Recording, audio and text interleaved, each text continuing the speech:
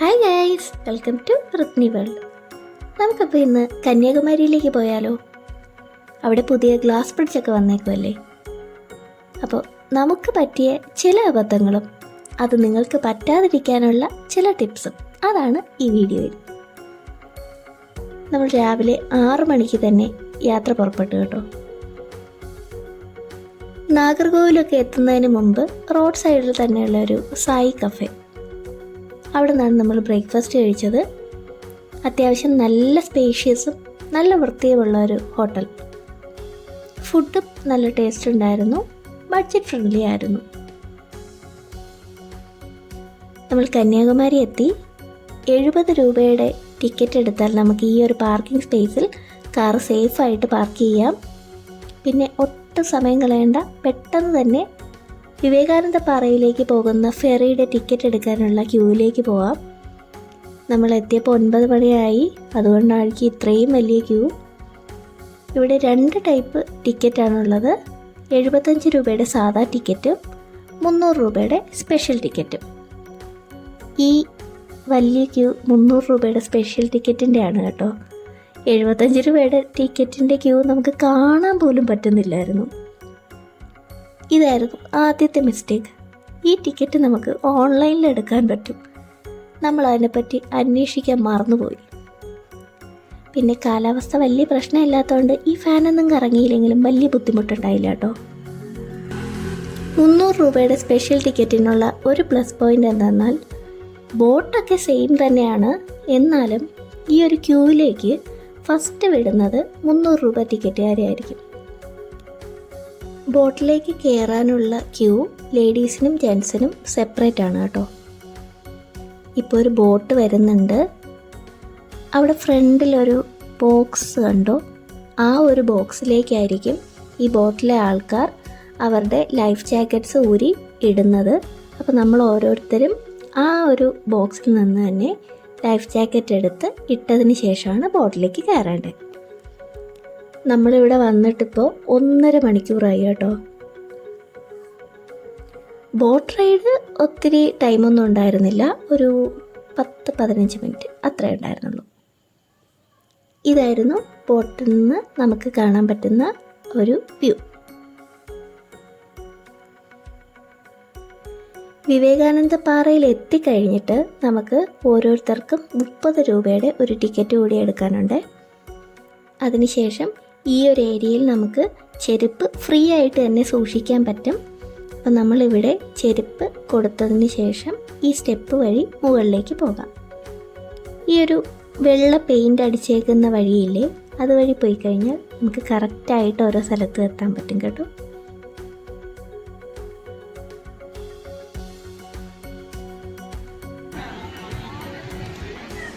അങ്ങനെ 1.5 മണിക്കൂർ കാത്തുനിന്ന് ഇവിടെ മെയിനായിട്ട് 2 മണ്ഡപങ്ങളാണുള്ളത്. ഇത് വിവേകാനന്ദ മണ്ഡപം,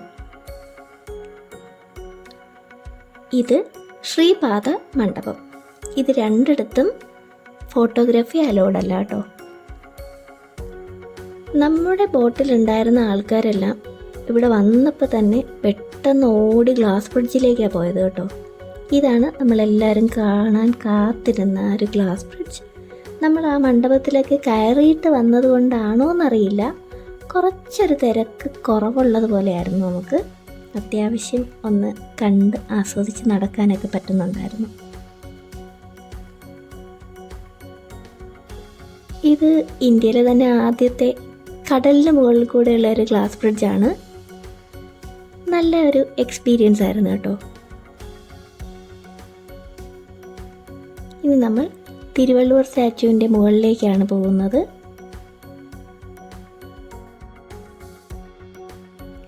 $133 അടിയുള്ള തിരുവള്ളുവരുടെ സ്റ്റാച്യു ആണ് കേട്ടോ ഇവിടെ നിന്ന് നമുക്ക് വിവേകാനന്ദ മണ്ഡപവും ശ്രീപാദ മണ്ഡപവും നമ്മുടെ ഗ്ലാസ് ബ്രിഡ്ജും ഒക്കെ കാണാൻ പറ്റും.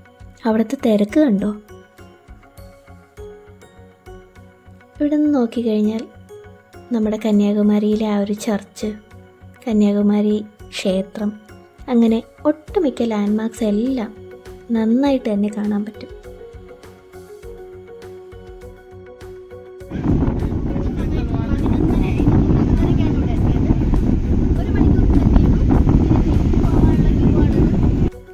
തിരിച്ചു പോകാനുള്ള ക്യൂ ആണ് കേട്ടോ ഇത്. നമ്മൾ പിന്നെ തിരിച്ചെത്തിയതും ഒട്ടും സമയം കളയാതെ പോയത് ലൈറ്റ് ഹൗസിലേക്കാണ്. കാരണം ഇത് 1 മണിക്ക് അടച്ചാൽ പിന്നെ 3 മണി കഴിഞ്ഞിട്ടേ തുറക്കത്തുള്ളൂ. ഇവിടെ ടിക്കറ്റ് എടുത്ത് അകത്ത് വന്നു കഴിഞ്ഞാൽ ലിഫ്റ്റ് ഫെസിലിറ്റി ഉണ്ട് കേട്ടോ. ഇതാണ് ലിഫ്റ്റിൽ നിന്നുള്ള പുറത്തേക്കുള്ള ഒരു വ്യൂ.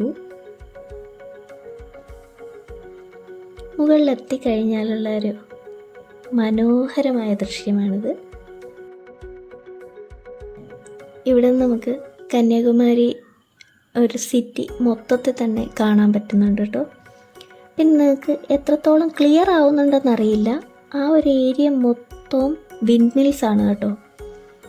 നമ്മൾ നാളെ തിരിച്ചു പോകുമ്പോൾ ആ ഒരു റൂട്ട് വഴിയാണ് പോകുന്നത്. അപ്പോൾ നമുക്ക് വിശദമായിട്ട് തന്നെ അതൊരു വീഡിയോയിൽ കാണാം.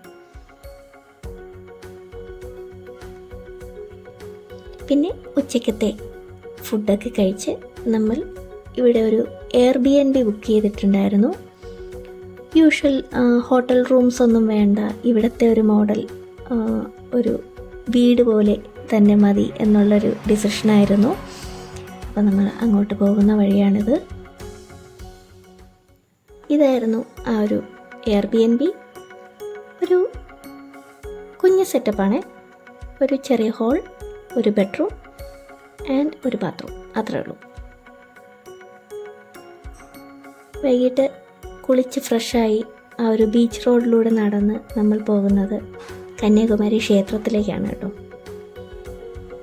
പോകുന്ന വഴി നമുക്ക് ഒരുപാട് കച്ചവടക്കാരെ കാണാൻ പറ്റും കേട്ടോ. ഇതാണ് കന്യാകുമാരിയിലെ ഗാന്ധി മെമ്മോറിയൽ. പിന്നെ ക്ഷേത്രത്തിനകത്ത് വീഡിയോ ഒന്നും എടുക്കാൻ പറ്റുന്നില്ല കേട്ടോ.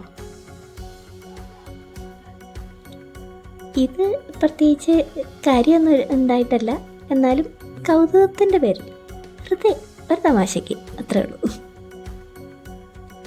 അത് കഴിഞ്ഞ് നമ്മൾ നേരെ പോയത് സൺസെറ്റ് കാണാനാണ്. കന്യാകുമാരി വന്നു കഴിഞ്ഞാൽ ഒഴിച്ചുകൂടാനാകാത്ത 2 കാര്യങ്ങളാണല്ലോ, ഒന്ന് സൺറൈസും പിന്നൊന്ന് സൺസെറ്റും.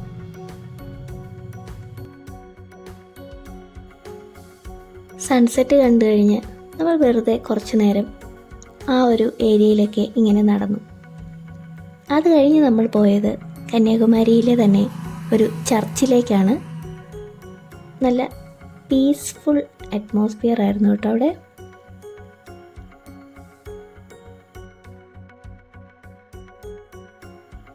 അത് കഴിഞ്ഞ് നമ്മൾ വരുമ്പോൾ പോലീസ് സ്റ്റേഷൻ ഓപ്പോസിറ്റ് താഴേക്കൊരു റോഡുണ്ട്. അതുവഴി താഴെ വരുമ്പോൾ നമുക്ക് കന്യാകുമാരിയിലെ സ്ട്രീറ്റ് ഫുഡൊക്കെ എക്സ്പ്ലോർ ചെയ്യാൻ പറ്റുന്ന ഒരു ഏരിയയിലെത്തും കേട്ടോ. മെയിനായിട്ട് ഇവിടെ ഫിഷാണ്. അപ്പോൾ നമ്മളിവിടെ നിന്ന് 2 ടൈപ്പ് ഫിഷാണ് പറഞ്ഞേക്കുന്നത്.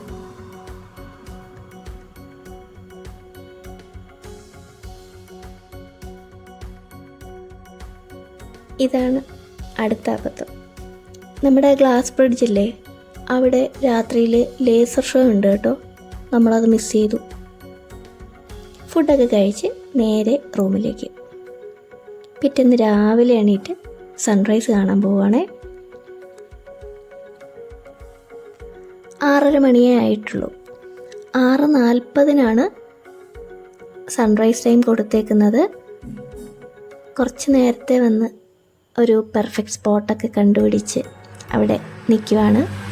സമയമുണ്ടല്ലോ, കുറച്ച് വീഡിയോ ഒക്കെ എടുക്കാം. അപ്പോൾ കുറച്ച് ക്ലൗഡി ആണെങ്കിലും നമ്മൾ കാത്തിരുന്ന് സൂര്യോദയം എത്തിയിട്ടുണ്ട്. ജസ്റ്റ് വാവ്. അത് കഴിഞ്ഞ് നമ്മൾ തൊട്ടടുത്ത് തന്നെയുള്ളൊരു കടയിൽ പോയി ഒരു ചായയും വടയൊക്കെ കഴിച്ചു. വെറുതെ ആ സ്ട്രീറ്റിൽ കൂടെ കുറച്ച് നേരം ഒന്ന് നടന്നു. അപ്പോഴാണ് നമുക്ക് അവിടെ ഒരു ക്യൂ കണ്ടത്. നിങ്ങളത് കണ്ടോ? ഇത് വേറെ ഒന്നുമല്ല, 8 മണിക്ക് ഫെറിയുടെ ടിക്കറ്റ് കൗണ്ടർ ഓപ്പൺ ആവില്ലേ, അതിൻ്റെ ക്യൂ ആണ് കേട്ടോ ഇത്.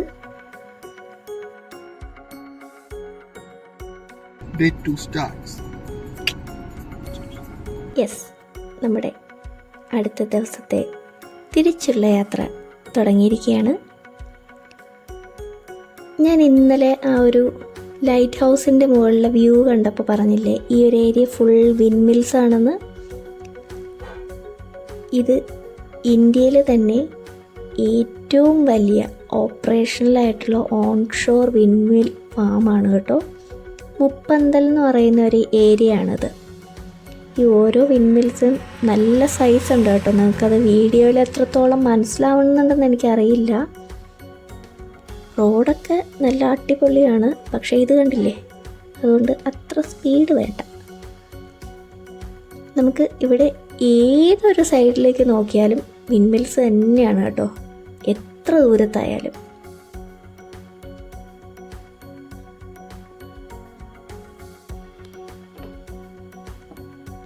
അവിടെ നിന്ന് നമ്മൾ ചെറിയ ചെറിയ റോഡുകളിലൂടെ യാത്ര വീണ്ടും കണ്ടിന്യൂ ചെയ്യാണ്.